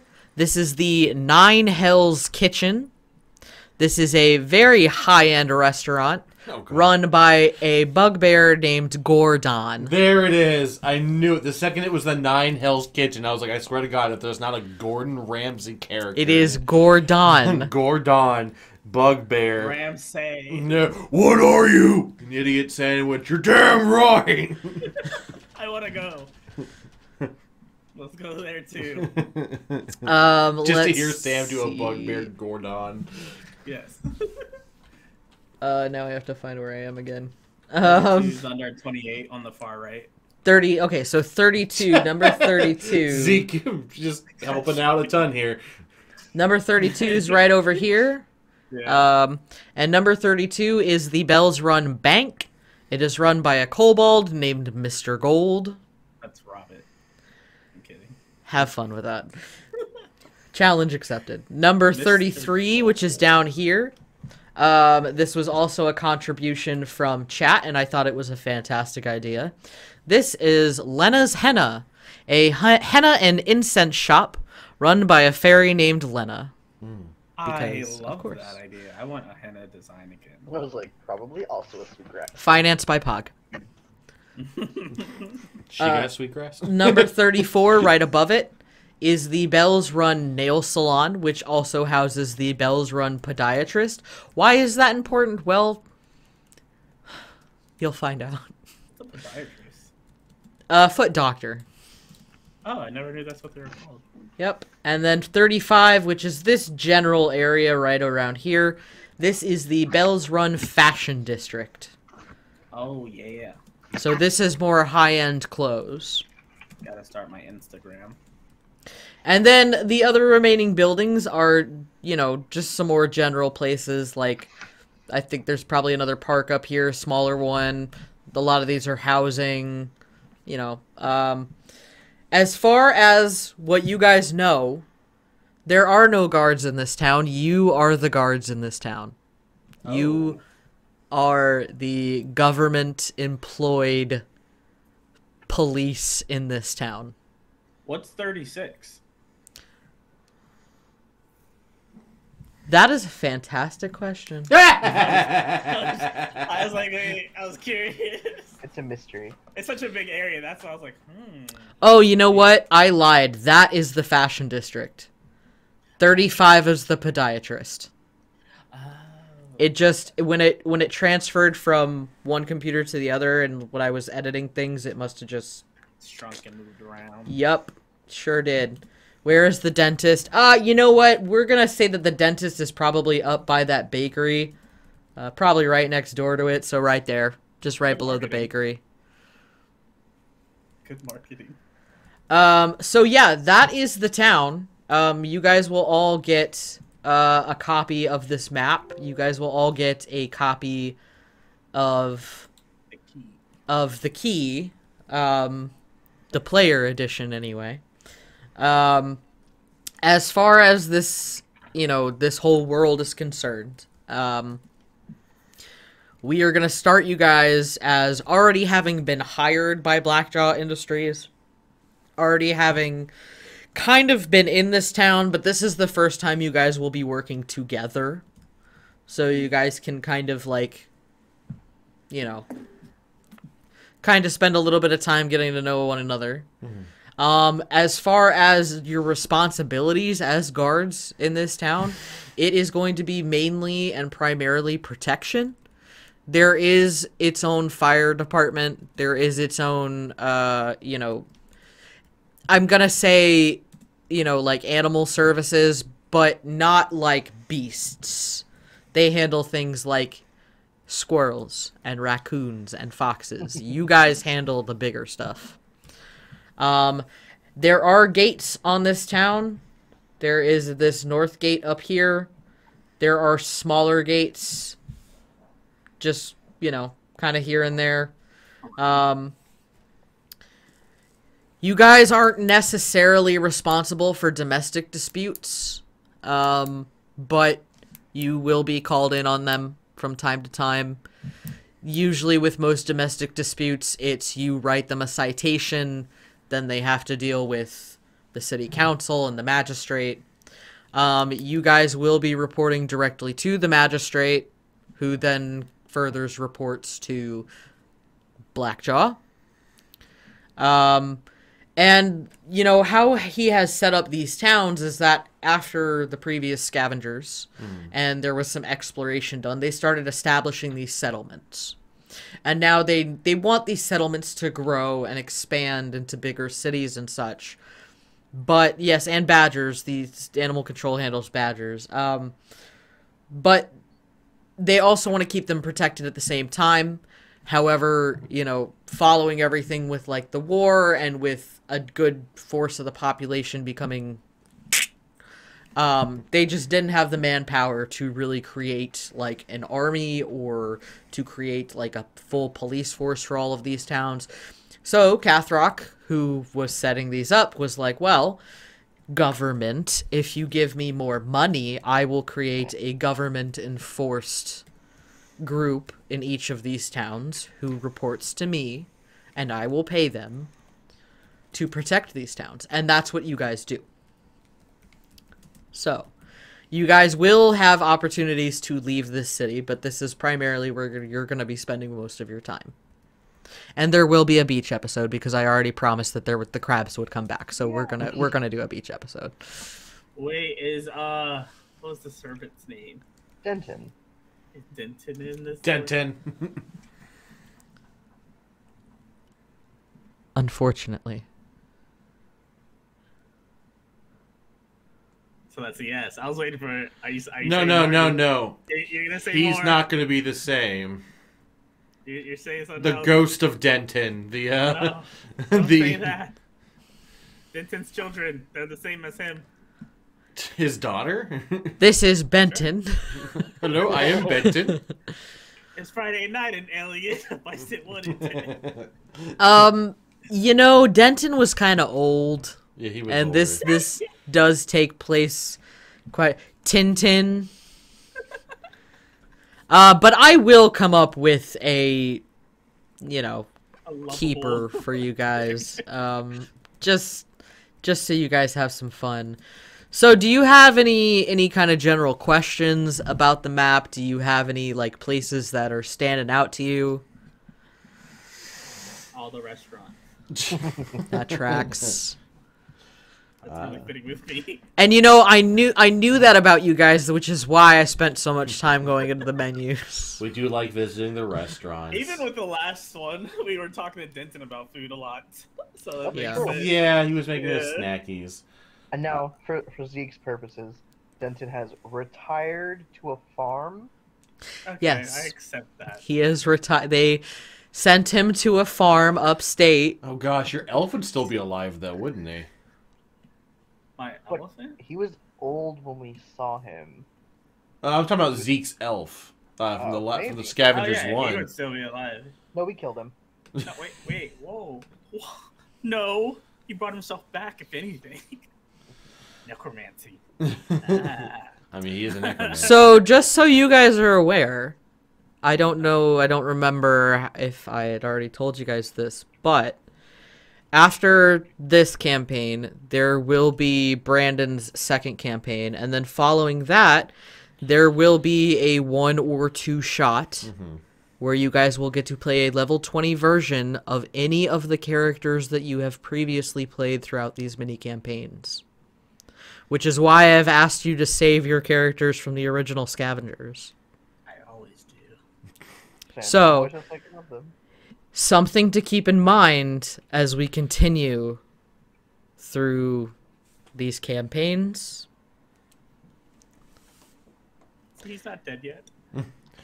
He could be, depending on which of your characters you like the most out of the 4. That's true. Because Yeah, I mean, Well, right now, out of the 2, Damien's my favorite. So that's why I had you guys save them, because during that last part of, this run of miniseries, you guys are going to be choosing one, leveling it up to 20, and then playing as that version of that character. I'm looking forward to playing So- Shiro. But back to this campaign. yes. Any questions?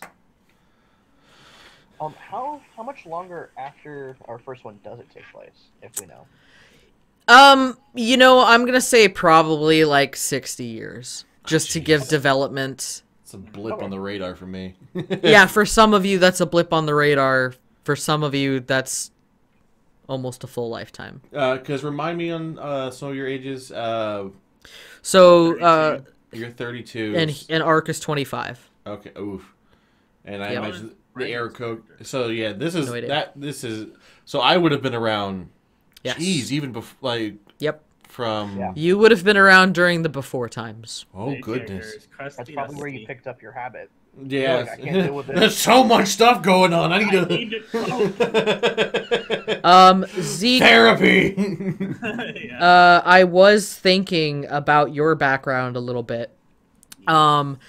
Because of how this world was, there would have definitely been feudal villages and tribes that would have definitely hired fighters and samurais And then once Cathrock sort of finished his expansion and finished covering things, that's hence the peace treaty.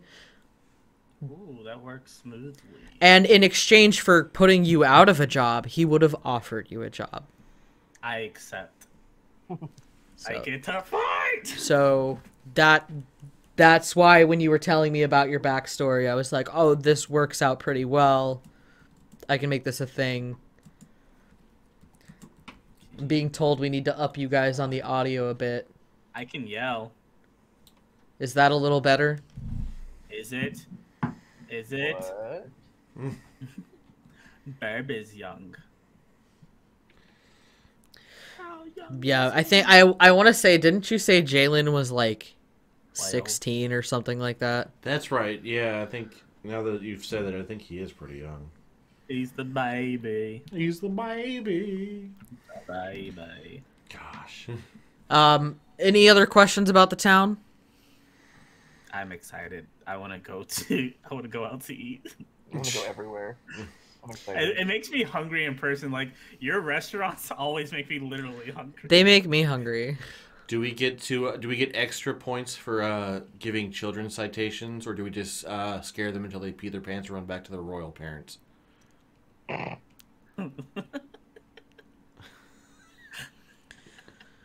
You know, I'm gonna say... I will say that actually, because we have, like, the Sisters of Eldath running the schools and stuff like that, that normally what you would probably do if a minor was acting up and it wasn't, like... If it wasn't something that was like murder, you know what I'm saying? You guys would probably pass that on to the sisters, and they would handle. Oh no! They Not would the handle. nuns or the rulers. No, these are. Remember, Eldath is peace, peace and everything. So they wouldn't be nuns with rulers, but nuns with very stern faces and disappointed looks, and switches, and lots of like writing. Like, you know, big chalkboard with, like, I will not vandalize. Emotional trauma, not emotional Yeah, trauma. Exactly. That's what I said. Just as effective. So as far as, like, that goes, you know, like I said, there are some things that are a bit more mundane that you guys might have to deal with, but for the most part, your job is pretty simple. It's protect the city. And we'll have, like, rotated schedules or something like that as we work, or it would just be like quests? There is like day shift, night shift. Okay. So I would actually say that you guys work like, it's kind of like you work 4 days on day shift, Small bacon. get That's like true. 2 days off, then 4 days on night shift, Okay. 2 days off, so you guys switch off with day and night shift. So, and are we as, like, our group is a team, or would it be like separate shifts? You guys are a team. Okay. Yep. Yes, they do have downtime. They got We're a the 2 days off. patrol team. We're What's like the city's ideas on fight clubs and our... Okay, look. So, anybody who's played in a campaign with me before knows that I love my fight clubs. Yeah. Yeah, she But the does. first rule of fight club is we don't talk about fight club. Shiro's probably doing the fight clubs illegally. So, You're if that on the guard. if that answers your Exactly. question, He wouldn't say tragic. something like that. we don't talk about fight clubs. The magistrate is strictly against fight clubs. But is it a law? Technically, whatever the magistrate says is a law, yes.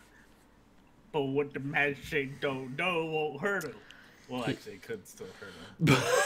Let's... Yes, assassination. Okay, attempt. in a hypothetical situation, like let's say that hypothetically on my version of the map key and the map there's a fight club, just hypothetically, right? It's not a thing, it's just pretend with me. That there is in fact an underground fighting rink in the city that may or may not take place in one of the warehouses, which would be a double whammy to the magistrate. If you guys were to see somebody participating in said illegal activities, and if you guys were to not stop somebody participating in illegal activities, that could mean a dock in pay, or a demerit, or a suspension. If you guys were to be caught not enforcing the law. Even in downtime? If you guys were to participate in such things, and if you were to be caught participating, that might be a little bit more of a severe punishment if you were caught. If I was caught. Right. If it just in this hypothetical situation, in this fake imaginary not real situation. I'm so excited. What happens if it's on their downtime and so you have to remember there's day shift and night shift. So if they're night shift and they spend on their days off, that means the other group who's day shift, if day shift catches them in this hypothetical situation, day shift might decide to invoke the law, or day shift might be able to be bribed. Yep. Or day shift might say, well, you know, if you take a fall, I'm just saying, they're in this fictive scenario. I'm not saying that there's a fight club. There's totally a fight club. There's not a fight club. I don't know what you're talking about. Police corrupt. Yeah, I mean, essentially, which is why not so much that alignment really matters, but it's good to know if your group is going to fall more on the, you know, lawfully moral side of things, or if they're going to fall in the more like, we'll let it slide. Which it's looking like you guys are going to fall into the latter category, considering that we have one guy who's smoking sweetgrass and one guy who wants to participate in a hypothetical fight club. And I'm just neutral, so I don't care either way. Yes, exactly. And I don't know what Jalen is, but he's an assassin. what are the guards' heraldry? Well, these guys are the guards. Hi. Hello. Nice to meet you. Deputy Shiro here. We're the Guardians of the Galaxy Police Force. Well, what's that line there? There's a bunch of assholes there going around calling themselves Guardians of the Galaxy. Yeah, pretty much. Now, yes. I am very, very excited to see what you guys do. Once again, there will be a decent amount of combat in this. But I did want to give you guys a bit more.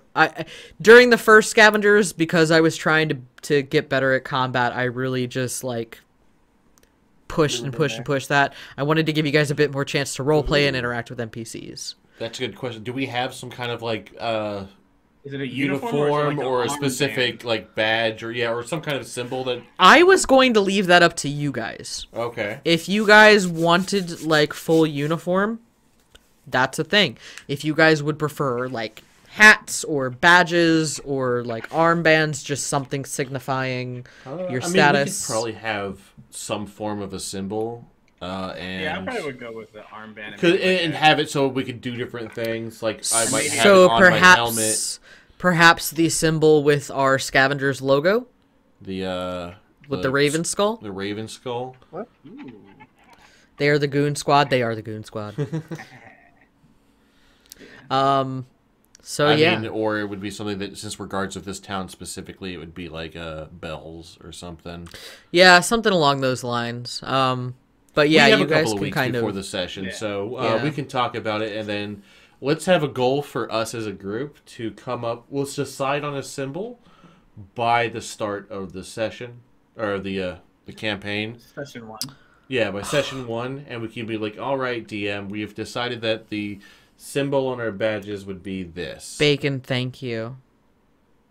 What? Thank you for your donation, Bacon.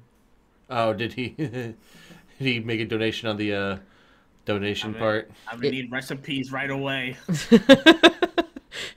What's the mascot? Great question. Do you guys Ding Dong the bell? Ding It's Dong. just some dude in a big foam bell. So I always imagined that the town's emblem would basically be like a red flag with like a golden bell that's kind of tilted. Cool. So Ding Dong the bell. But the Scavengers group it's kind. You guys have to remember, you're government. Like you guys are kind of your own separate entity. What I say goes. So, I mean, if Cathrock, he probably wouldn't just slap his logo on things for you guys. He would probably have a marketing team who like puts that shit together. Would any of us know Cathrock? None of you would know him. Okay. Not personally. Just check. There's always a chance he could show up in town, but none of you know him personally. But we do know what he looks like. Like I said, your main point of contact for him or through him or any sort of reporting all goes through Mythonique, the magistrate. She is more or less your boss. She pays your bills, and by pays your bills, I mean provides you with room and board. So. Money for the food that we go eat. Yep. I guess that's a question. So, once we visited a food place, would we receive a copy of the menu, or would that be just like secret until? That is a great question. I would say that if you guys ask for a copy of the menu, you like if you were to ask like an NPC, hey, can I have a copy of this menu? They could probably give it to you. So ask and you shall receive. Okay. Because it'd be like, I have a menu, and it'd be like, do we have to like ask each time we go in like for it, or would it be like, hey, do you have like a menu I could have kind of thing? I will say for the Jarls, just because of how freaking extensive that menu is, I would only give you the menu associated with the section you're in. Okay. Yeah. Just because of how big it is. There's a lot of choices. And honestly, I really did try to streamline it so it wasn't super overwhelming, but I'm still so excited. Yeah.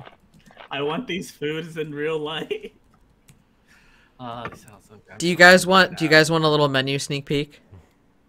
Yes. Sneak peek. Just like a little tasty teaser. We need like a session where we try to make these meals. That would be great. Right? Let me pull it up here. I'll give you guys a little menu sneak peek. That's what we need. We need a Jarls themed potluck, and one of us gets assigned a color, and then. Oh, that'd be a lot of fun. I think that as a group we should totally do that.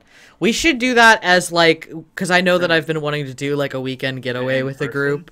Yeah. And do like a potluck night where we do that. That'd be cool. That'd be awesome. That's something where we could do, and this is somewhere in the future. It'd be kind of funny, I think, if we did a vlog for the YouTube channel. And like if we do like a weekend getaway, we could do like a roll call castaway. So it would be like kind of give a sneak peek of just how we interact with each other outside of D&D and a little bit. Yeah, just I think that would be like a fun little thing we can do that I've been wanting to plan. I mean, so here's what I'm gonna do. I am gonna roll a d6 for each menu, and that is the amount of items that you will get to hear about. Sound fair? Roll the 6. All right, so for the Divine Delights, which is the bakery, you guys get 6. I knew it. All right, so let's get started. They have a peanut butter and jelly cupcake, which is vanilla cake injected with grape jelly and topped with peanut butter frosting. They have a liquor cake, which is a stout chocolate cake with cream liqueur frosting, dusted with cacao. They have a green matcha cupcake, which is a green matcha infused cake topped with green matcha whipped frosting and served with shaved chocolate. They have donuts. They have a chocolate glazed with sprinkles. They have a chocolate cake with vanilla bean glazed topped with cookie crumbles and gummied worms. They have apple fritters. So there are your 6 for that. I'm not even a sweets eater, and I want this. Like, I don't even eat sweets that much. So now we will go to the Nine Hells Kitchen, which this is a 4. So let's see. You might want to order a lobster risotto, or perhaps a lobster bisque.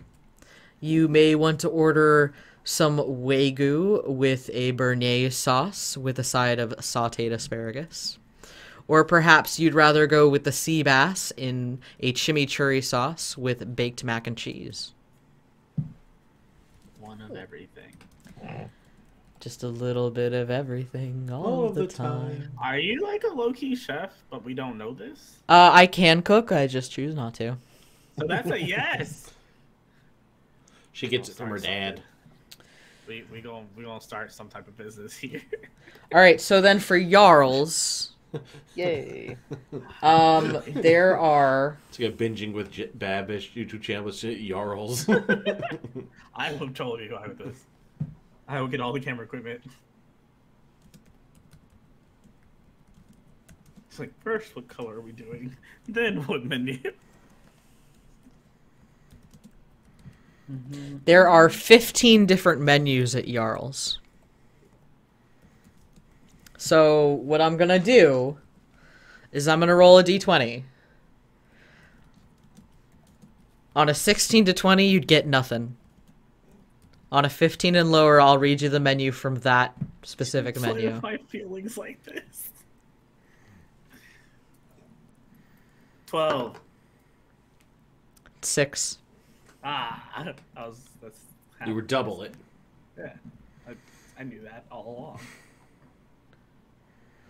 And this is the Topaz menu. Which has appetizers consisting of edamame, steamed soybeans with sea salt, beef negamaki, which is ribeye steak sliced with crab and green onion, crab, asparagus, and cream cheese, and gyoza, which is pan-fried dumplings. Are you talking my language?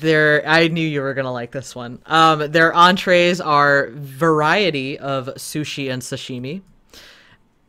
You can also do a fish or chicken katsu, a vegetable tempura, a grilled miso salmon, or a wasabi prawn with rice.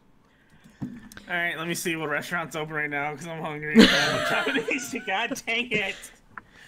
Oh, that sounds so good. Oh, that steak sounded so good. So, Tempura. there's your little tasty snacky teaser, and now I'm super hungry. Hey, Bacon, I already took your money. Do you see what I'm seeing? The details. I'm legitimately looking at what's open right now. Like, I know. I'm so hungry. Take more for food. I'm telling you, man, if I had the money to open something like this, I have no idea what just go. I feel like everyone would love it for the fact of variety. Yeah. The downfall is that you hear a lot of restaurant people say, like, you're supposed to do one thing good, don't do everything mediocre. Yeah, and that's very true, and there's something to be said about that. I mean, I think the nice thing, obviously, about, like, a fantasy setting is that you can do ridiculous things like this. I would see it more as, like, similar to, like, a shopping mall's food court, just as how big, and each one has its own chef personally. Like, similar concept to that, like, how it would be a big area, and each area has its own chef personally. Yeah. Like so you are able to perfect each color, or each section. Like the food halls. Yeah, like food halls. I also almost forgot the Changeling Coffee Company. Sorry. Oh yeah, I want my coffee. You're like, just coffee. That's it. Coffee. Sun dollars is what it's called. Right? Instead of Starbucks, you get sun dollars. I'm legit looking up Japanese. This one's only a 2. Okay. So this one, let me see. What are 2 that I like? Am I about to get Starbucks right now? Yeah. Yep. It's Starbucks signal. Oh, yeah, let's do this one. There is a coconut mango energy drink with a splash of pomegranate. I would try that. And then, what's the other one that I should pick? Add some fizz to it, too. Like, Okay. There is a white chocolate marshmallow roast with a layered milk topping and a rim of marshmallow fluff. Can you make that in real life? I don't know. Me personally, hell no. Can we find out? The consistency of my knowledge of coffee is stick the K-cup in the thing and push the button. That's about what I get. I don't know. It's easy bake oven levels. Like out there. Your knowledge is out of the box. We both know someone that we could ask about coffee things. Ooh. That's true. We do. That's very true. So, so there's your little sneak peek. I'm looking at Sake Japanese Steakhouse right now. Oh, jeez, your poor wallet. You want to order me some while you're Bento Cafe Sushi starving? I had quickly for dinner. Oh, see? Jeez, everyone had Japanese right? today except for us. Yeah. I had a Reuben. All right. Are there any final questions before we log off for the night? Please attempt to try to make this. I guess nothing on, like, it'd be more like DM opinion that I can just ask you when we're off stream. Okay. Is there anything specific from our... Do you want more involved in our backstories to play in? You guys don't have to. Okay. As far as backstories go, if you want to send me one or if you have a good idea that you want to share, that's fine. Obviously, I'll try to incorporate it how I can. But it's not a necessity. But if there's anything vital that you want to know, you'll just let us know. I mainly ask... I'm 420 years old. I'm a very old furball. That's a very long lifespan, yes. Right, so I wasn't sure if you wanted me to elaborate on anything, or even any of us, to see how much it plays into our stories. So I know, like, Zeak has a whole war, which is great, and I'm sure you'll work that in. I'm usually pretty open to my backstory being whatever the DM wants half the time. Yeah. I just wasn't sure if there was anything you needed more from us for our character. I wouldn't say that there's necessarily anything more that I need. Okay. It would probably be more or less like if something comes up in game, I might say, oh, do you think that your character would have learned about this or have experienced this? And it would be more of something that you would make a judgment call on whether you had or not. As far as backstories go, like I said, if you want to send me something, that's great. I'm happy to accept it. I'm happy to read it. I'm happy to incorporate it how I can. But you don't have to. It's not a necessity. I don't need it to do the story. But if you'd like to, I will definitely take it. So. Okay, just wanted to make sure that we were giving you everything you needed. And are we meeting there for the first time, or we already have met? You guys will be meeting each other for the first time. So it'll be kind of like Scavengers. You guys have kind of been in the town, just kind of getting settled. Okay, gotcha. But like you guys, the like first. they gave us like a week to get to the town to kind of get acclimated. Yeah, to the get town acclimated, walk before they call you back to the around, meet headquarters and people. Go, all right, yep. these are your teams. Yep, and then you Okay. guys get to the headquarters. You move in. So we can develop our own like favorite spots, and then like we'll come together as a team. Be like, oh, I ran into you at that one place. If you decide to have that interaction with the character. Yep. Okay. Definitely.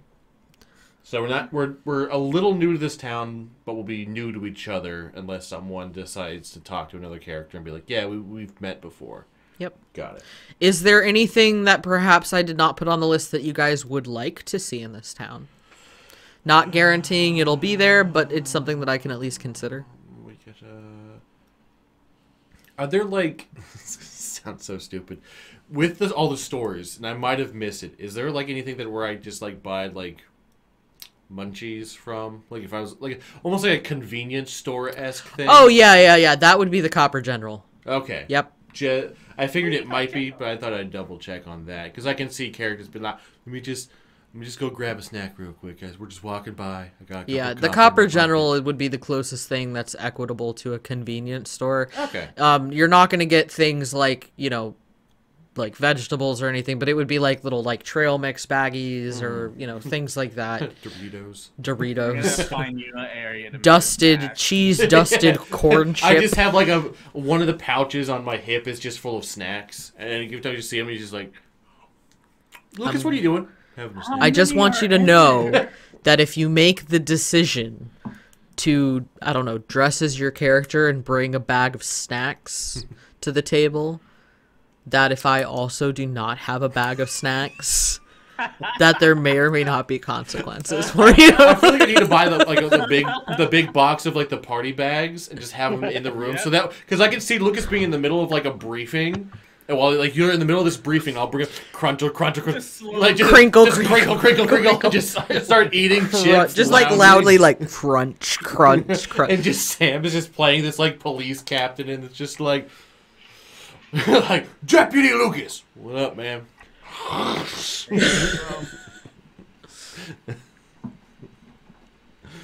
I can't wait. Let me eat quieter. So, I think that's gonna conclude things. If you guys have any further questions or anything else you want to add, now is your time. You can also always shoot me a message. You know where I live. Would you like to take us away with the closing deets? Sure. This video will go up on YouTube on Monday.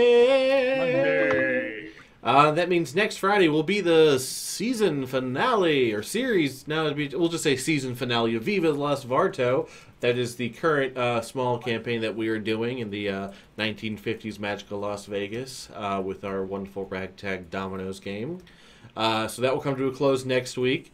After that, I know are we taking that week break?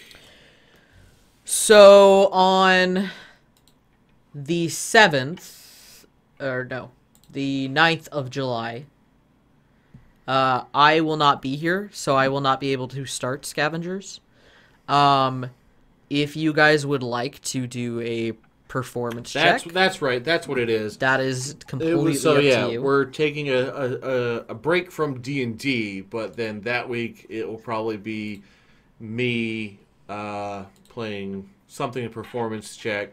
I mean, this could be something where we could bring back the DC Universe thing, and Zeak, I know you used to play it a lot. We could have it so that you and I are running around playing DC Universe online, and I could be Soren, and you can be whatever you decide to be. I wonder if I can transfer my account.